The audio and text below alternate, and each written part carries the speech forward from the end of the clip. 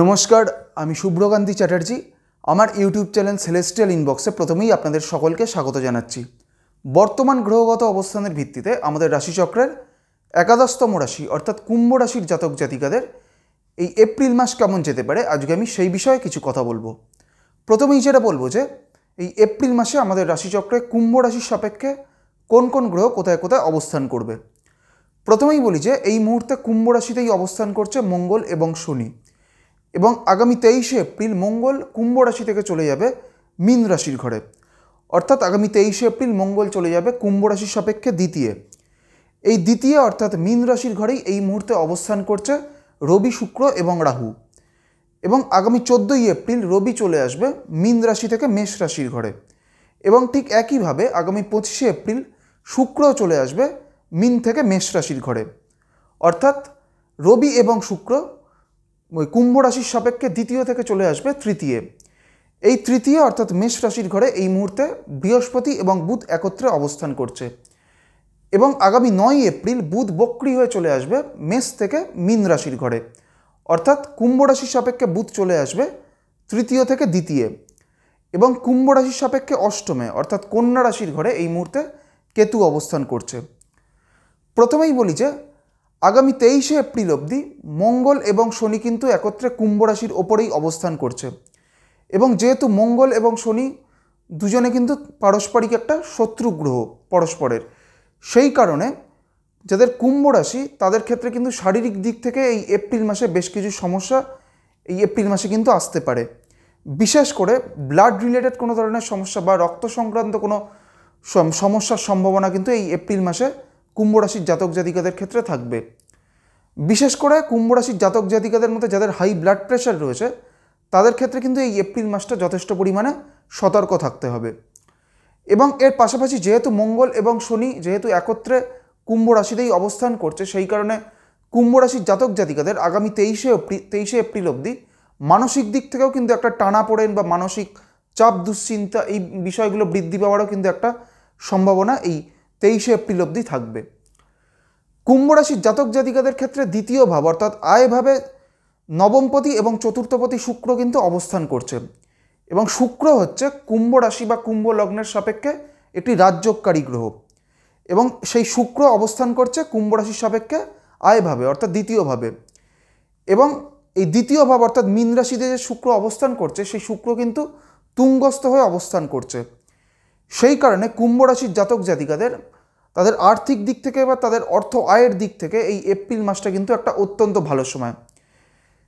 মানে এই এপ্রিল মাসে কুম্ভ রাশির জাতক জাতিকাদের আর্থিক উন্নতির কিন্তু একটা খুব জোরালো সম্ভাবনা কিন্তু এই এপ্রিল মাসে থাকবে। এবং এর পাশাপাশি কুম্ভ রাশির যারা ব্যবসা করছেন তাদের ক্ষেত্রেও এই এপ্রিল মাসটা কিন্তু সামগ্রিকভাবে একটা অত্যন্ত ভালো সময়। কুম্ভ রাশির জাতক জাতিকাদের মধ্যে যারা চাকরি করছেন বা যারা কোনো ধরনের জবের সাথে যুক্ত রয়েছেন তাদের ক্ষেত্রেও এই এপ্রিল মাসটা কিন্তু একটা মোটের ওপর ভালো সময়। তবে আগামী 23শে এপ্রিলের পর মঙ্গল চলে যাবে মীন রাশির ঘরে। এবং মঙ্গল 23শে এপ্রিলের পর থেকে কিন্তু রাহুযুক্ত হয়ে দ্বিতীয় স্থানে অবস্থান করবে। সেই কারণে 23শে এপ্রিলের পরবর্তী সময়টা থেকে কুম্ভ রাশির জাতক জাতিকারা যারা কোনো ধরনের চাকরি করছেন তাদের ক্ষেত্রে কিন্তু চাকরিতে পরিবর্তনের একটা সম্ভাবনা 23শে এপ্রিলের পর থেকে থাকবে। কুম্ভ রাশির জাতক জাতিকাদের যারা বিবাহযোগ্য, যাদের অলরেডি বিবাহের কোনো ধরনের কোনো কথাবার্তা চলছে তাদের ক্ষেত্রে এই এপ্রিল মাসে তাদের নতুন কোনো বৈবাহিক কোনো যোগাযোগ তৈরি হওয়ার বা কোনো ধরনের বৈবাহিক কোনো সম্পর্ক স্থাপনের ক্ষেত্রে কোনো যোগাযোগ বা কোনো নতুনভাবে কোনো যোগাযোগ বা নতুন কোনো কথাবার্তা তৈরি হওয়ার কিন্তু একটা সম্ভাবনা এই এপ্রিল মাসে থাকবে। এবং যেহেতু দ্বিতীয় স্থানে এই মুহূর্তে রবি এবং রাহু একত্রে অবস্থান করছে, সেই কারণে কুম্ভ রাশির জাতক জাতিকাদের পরিবারে কারোর কিন্তু শারীরিক কোনো সমস্যা কিন্তু তৈরি হতে পারে। বিশেষ করে পিতৃস্থানীয় কোনো ব্যক্তির কুম্ভ রাশির জাতক জাতিকাদের তাদের ক্ষেত্রে কিন্তু এই এপ্রিল মাসে কোনো ধরনের সমস্যা কিন্তু তৈরি হতে পারে। কুম্ভ রাশির যারা শিক্ষার্থীরা রয়েছেন তাদের ক্ষেত্রে এই এপ্রিল মাস কিন্তু অত্যন্ত ভালো সময়। তার কারণ হচ্ছে কুম্ভ রাশির চতুর্থপতি যেহেতু তুঙ্গ হয়ে দ্বিতীয়ভাবে অবস্থান করছে, সেই কারণে কুম্ভ রাশির যারা শিক্ষার্থীরা রয়েছেন তাদের ক্ষেত্রে এই এপ্রিল মাস কিন্তু অত্যন্ত একটা ভালো সময়। এইবার আমি আসছি কুম্ভ রাশির যে নক্ষত্রগুলি রয়েছে অর্থাৎ ধনিষ্ঠা, শতভিষা এবং পূর্ব ভাদ্রপদ, এই তিনটি নক্ষত্রের জাতক জাতিকাদের এই এপ্রিল মাস কেমন যেতে পারে। প্রথমেই বলে রাখি যে এই এপ্রিল মাসে আমাদের রাশিচক্রে দুটি গুরুত্বপূর্ণ নাক্ষত্রিক গোচর হতে চলেছে। প্রথমটি হচ্ছে আগামী 6ই এপ্রিল শনি চলে আসবে শতভিসা থেকে পূর্ব ভাদ্রপদ নক্ষত্রে এবং আগামী 17ই এপ্রিল বৃহস্পতি চলে আসবে ভরণী থেকে কৃত্তিকা নক্ষত্রে। তো প্রথমেই আমি আসছি ধনিষ্ঠা নক্ষত্রের ক্ষেত্রে। ধনিষ্ঠা হচ্ছে মঙ্গলের নক্ষত্র এবং ধনিষ্ঠা হচ্ছে আমাদের রাশিচক্রের 23 নম্বর নক্ষত্র।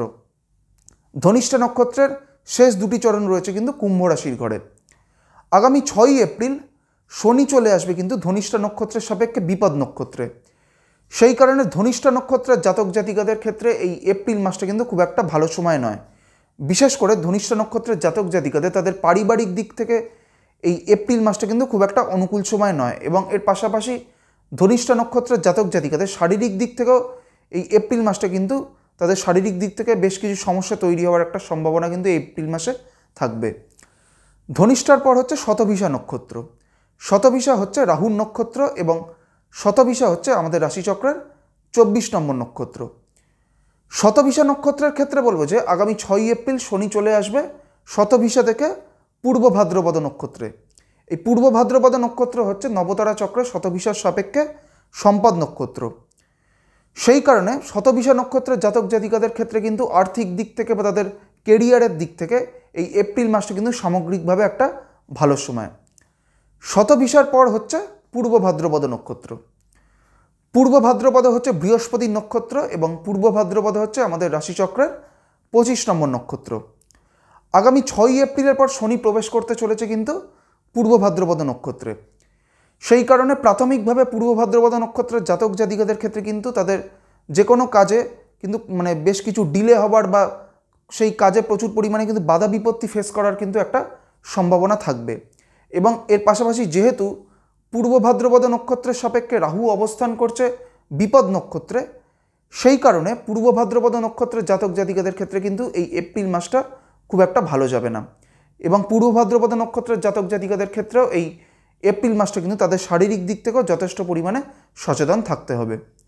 আজকে আমি আমাদের রাশিচক্রের 11তম রাশি অর্থাৎ কুম্ভ রাশির জাতক জাতিকাদের এই এপ্রিল মাস কেমন যেতে পারে সেই বিষয়ে আলোচনা করলাম এবং এর পাশাপাশি কুম্ভ রাশির যে নক্ষত্রগুলিও রয়েছে অর্থাৎ ধনিষ্ঠা, শতভিসা এবং পূর্ব ভাদ্রপদ, এই 3টি নক্ষত্রের জাতক জাতিকাদের এই এপ্রিল মাস কেমন যেতে পারে সেই বিষয়েও আপনাদের একটা সংক্ষিপ্ত ধারণা দেওয়ার চেষ্টা করলাম। পরবর্তী ভিডিওর মাধ্যমে পরবর্তী বা আমাদের যে শেষ রাশিটি রয়েছে অর্থাৎ মীন রাশির জাতক জাতিকাদের এই এপ্রিল মাস কেমন যেতে পারে সেই বিষয়ে আলোচনা করব। সবশেষে এটাই বলবো, আপনারা সকলে খুব ভালো থাকুন এবং সুস্থ থাকুন, এটাই প্রার্থনা করি। নমস্কার।